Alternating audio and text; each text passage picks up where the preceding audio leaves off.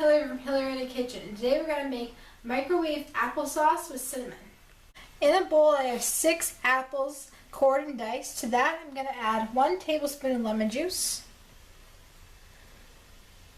Put the bowl into the microwave and cook in 3-minute intervals until the apples are soft. Stir the apples every 3 minutes.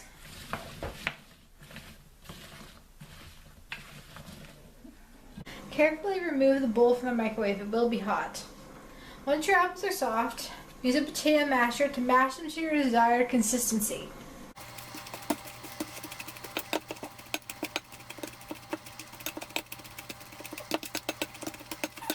Once you've reached your desired consistency, add 1 teaspoon of ground cinnamon and mix that up.